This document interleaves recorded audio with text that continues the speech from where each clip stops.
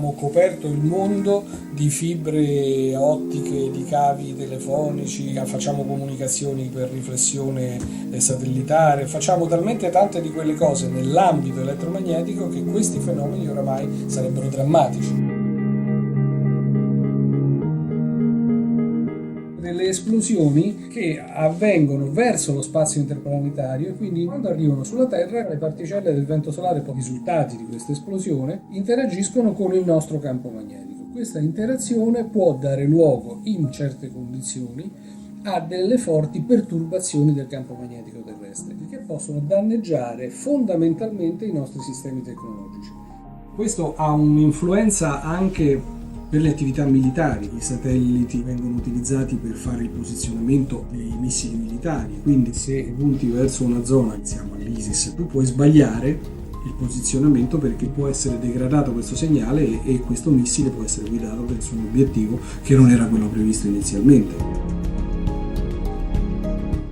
Può influenzare anche la navigazione aerea.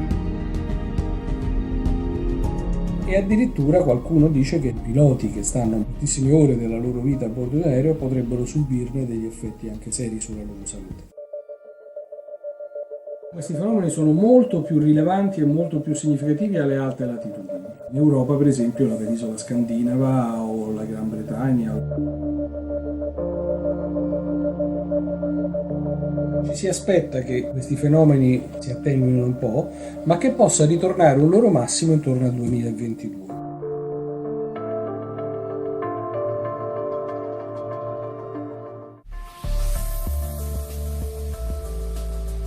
Una fortissima tempesta magnetica del 1989 ha completamente messo fuori uso la rete elettrica del Quebec. Fu interrotta la distribuzione di corrente elettrica per 6-7 ore.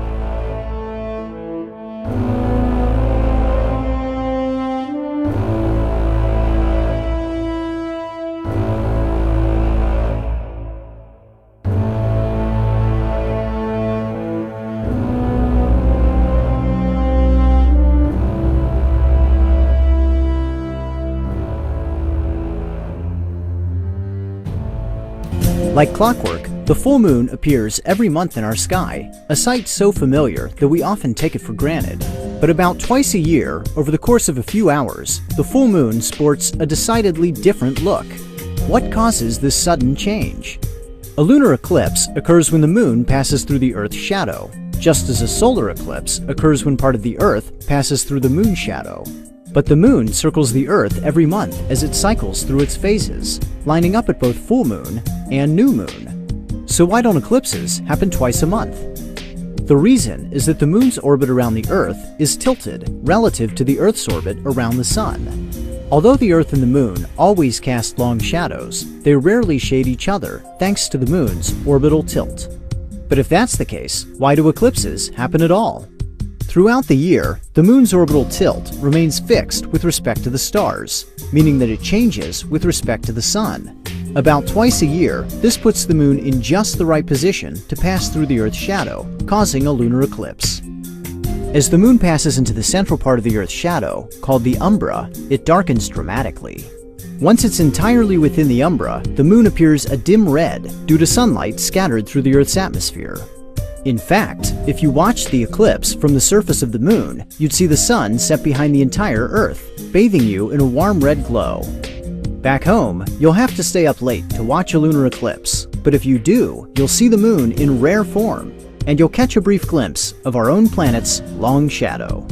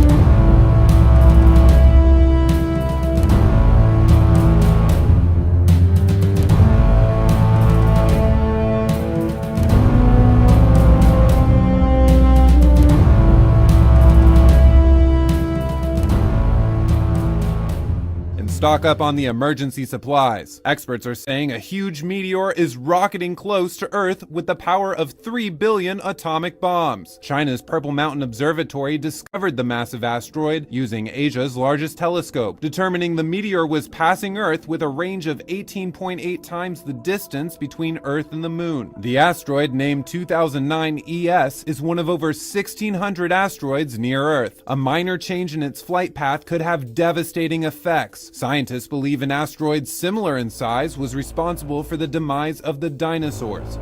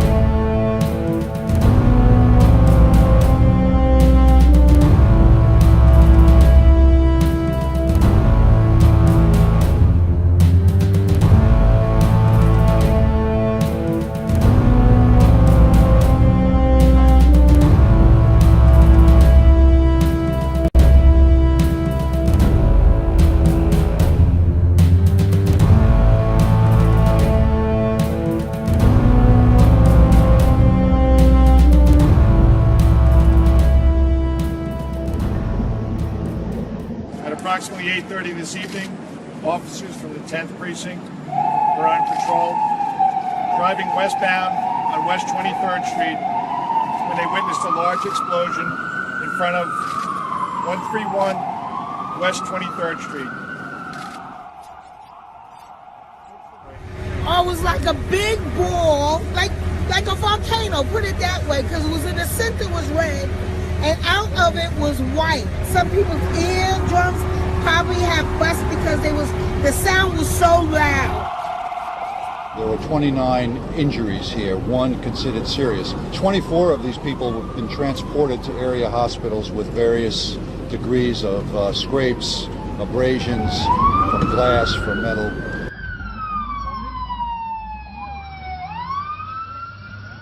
I want to say more broadly, there is no specific and credible threat against New York City at this point in time from any terror organization. But we do want to be very clear. The initial indications is this was an intentional act.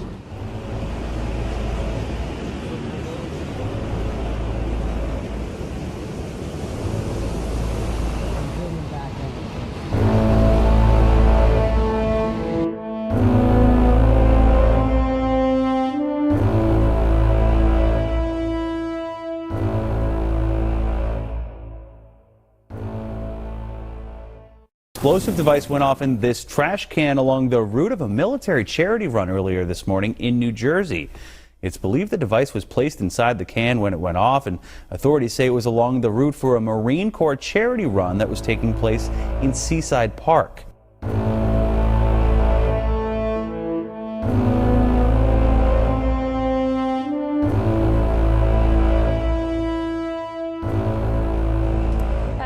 There are many scenes still ongoing, but at this hour, the latest is that NYPD has released this photo of a man they want in connection with the bombs found here in the Chelsea area. This is 28-year-old Ahmad Khan Rahmi.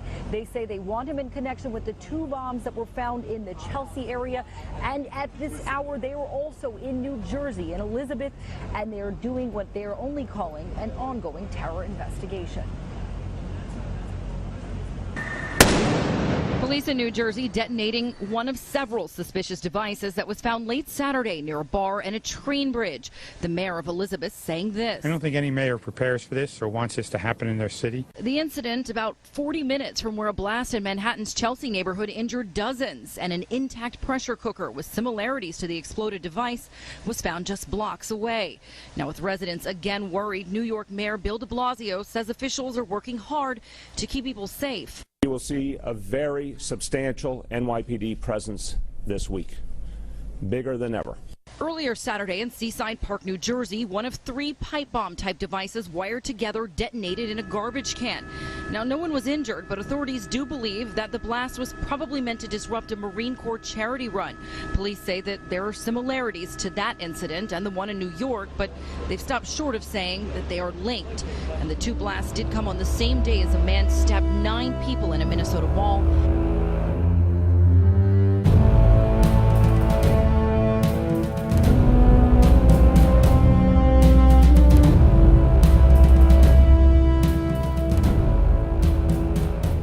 Authorities are now investigating the stabbing of 9 people at Crossroads Center Mall this weekend. A young Somali man dressed as a private security guard entered the shopping center and went on a rampage. He wielded what appears to be a kitchen knife before being shot and killed by an off-duty police officer. The city's police chief says the man reportedly made a reference to Allah and asked the victim if he or she was Muslim.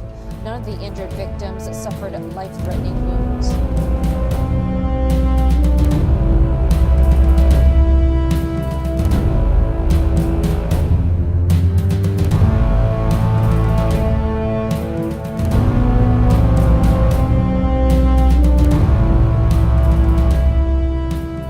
Believe it's one attacker they're looking for. They say the gunman used a hunting rifle to fire at shoppers and may still be armed. I heard about 1 and then 2, and then that's when I turned around, and then that's when round started going 1, 3, 4, 5, 6. So it wasn't all at once. It was more like a shot, and then 2 seconds later another shot, so. Some shoppers hid in changing rooms. The suspect fled on foot. Still actively searching for the suspect. Again, you've got detectives, you've got dozens and dozens of detectives behind me going absolutely over every tip, both on social media and phone calls, trying to determine where this suspect is at. Police have released this photo of a man they're looking for. He's thought to be Hispanic and in his 20s or 30s. His connection to the crime remains unclear, as does a motive.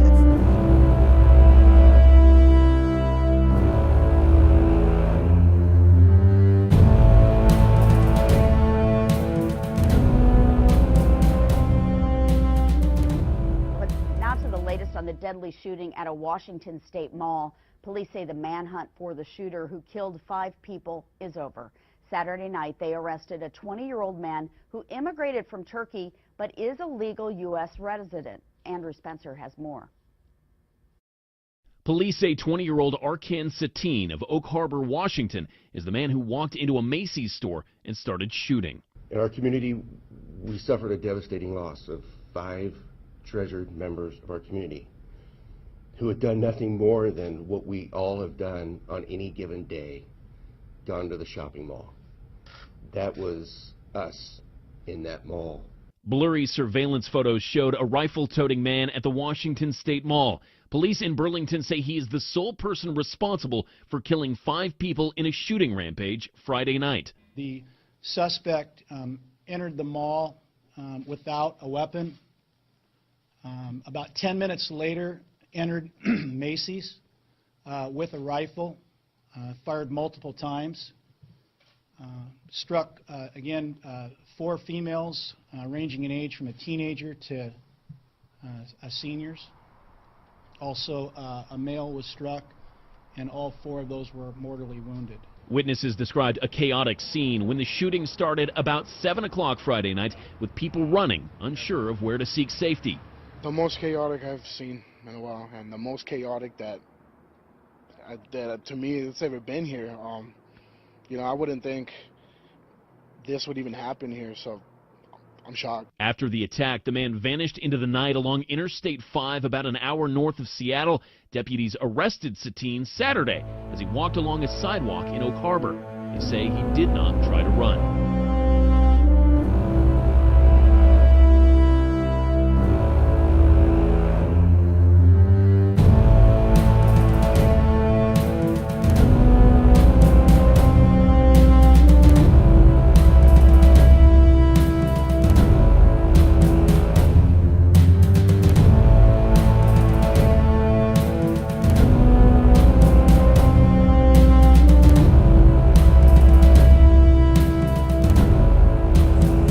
Don't let them break the windows. Come on out the car. Keith, don't do it. Keith, get out the car. Keith, don't you do it. Don't you do it.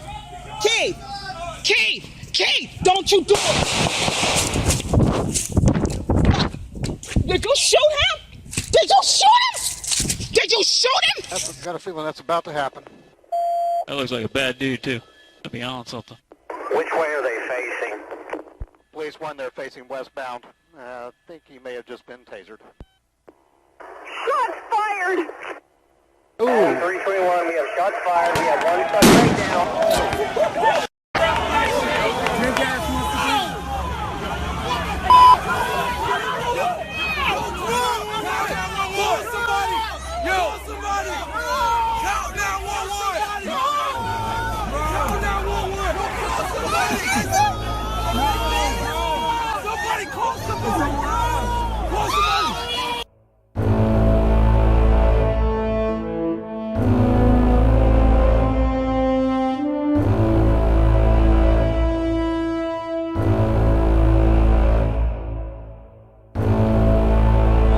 Don't shoot him. Don't shoot him. He has no weapon. He has no weapon. Don't shoot him. Don't shoot him.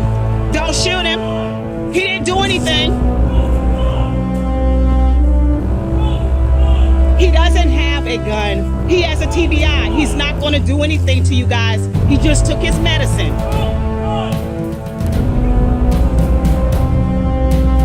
Keith, don't let them break the windows. Come on out the car. Keith, don't do it. Keith, get out the car. Keith, don't you do it. Don't you do it. Keith, don't you do it. Did you shoot him? Did you shoot him? Did you shoot him? I'm not coming near you. I'm going to record. He better be alive, because you better be alive. How about that? Yes, we're over here at 9453 Lexington Court. These are the police officers that shot my husband, and he better live. He better live, because he didn't do nothing to them.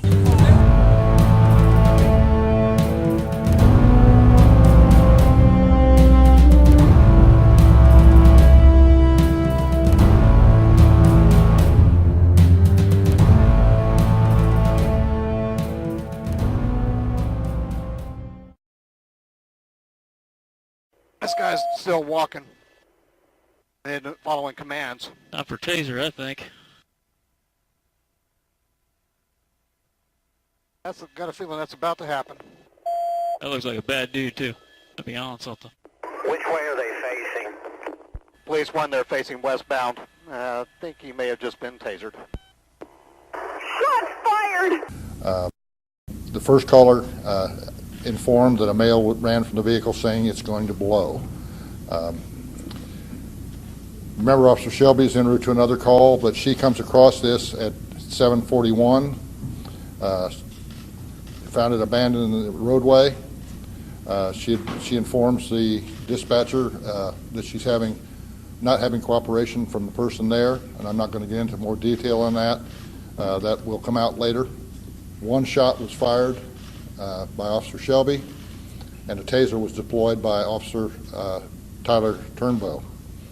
I'm going to tell you right here now, there was no gun on the suspect or in the suspect's vehicle.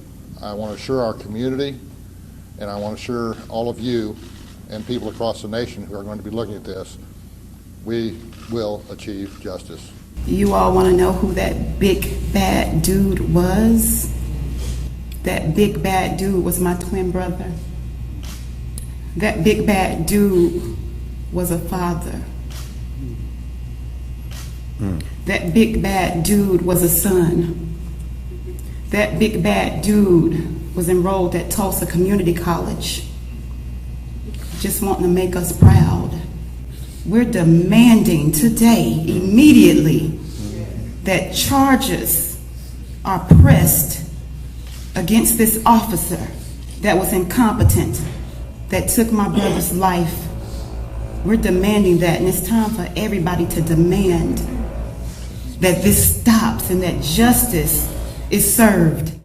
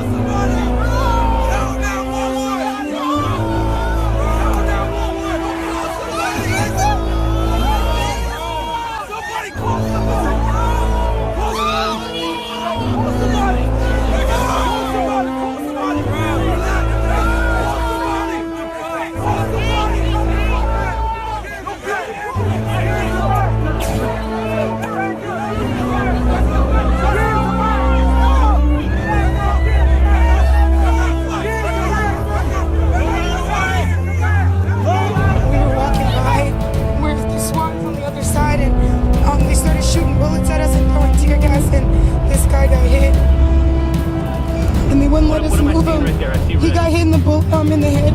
What is that red I see? It's blood. They wouldn't let us move on. The whole reason we had to protest was because somebody was shot, unarmed. Another unarmed person is shot today.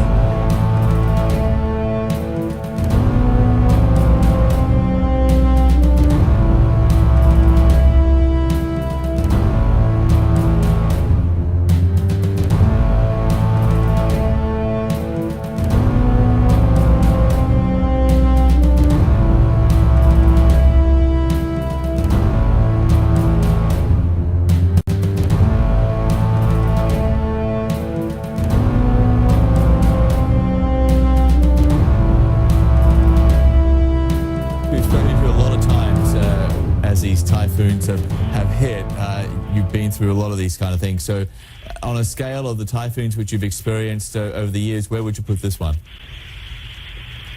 Well, the storm itself, when it was approaching Taiwan, is probably the strongest storm in recorded history for this part of the Pacific Basin, passing between the Philippines and Taiwan.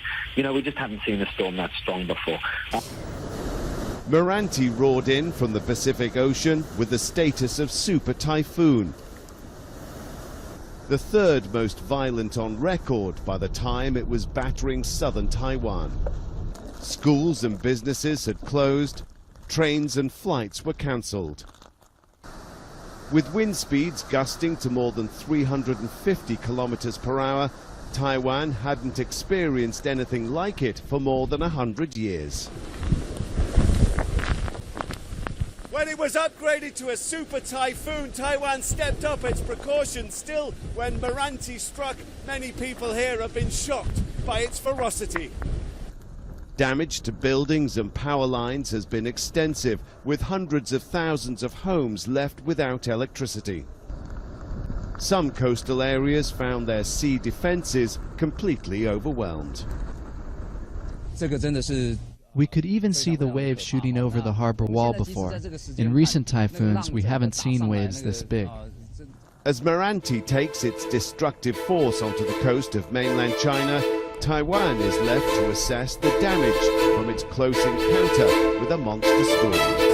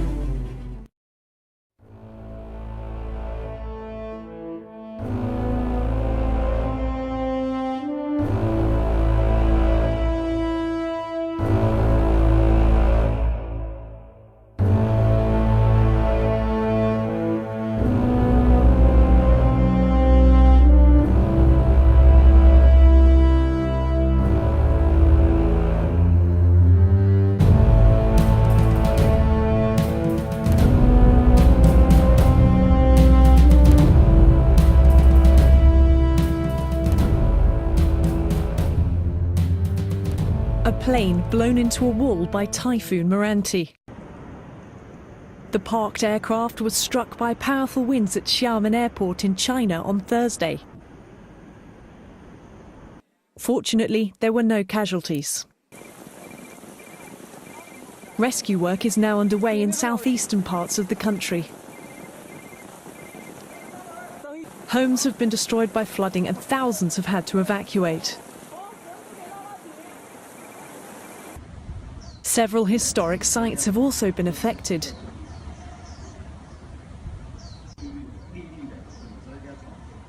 Including these 400-year-old military headquarters in Kinmen. Meranti is the strongest typhoon so far this year. But it's now expected to lose strength as it pushes inland, leaving the residents of Fujian and neighbouring provinces to pick up the pieces.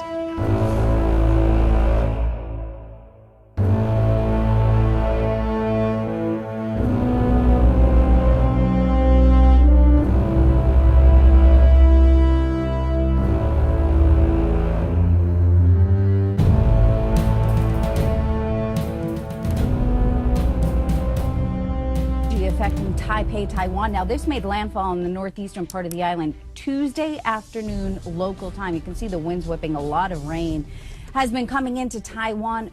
2 feet so far, 30 inches. Now, this storm is weakening pretty quickly. Winds 85 miles per hour. It has moved over Taiwan and heading for mainland China. So this is going to be a big rainmaker for the eastern part of China, where we could get up to a foot, which means landslides. That's going to be in the forecast through Friday.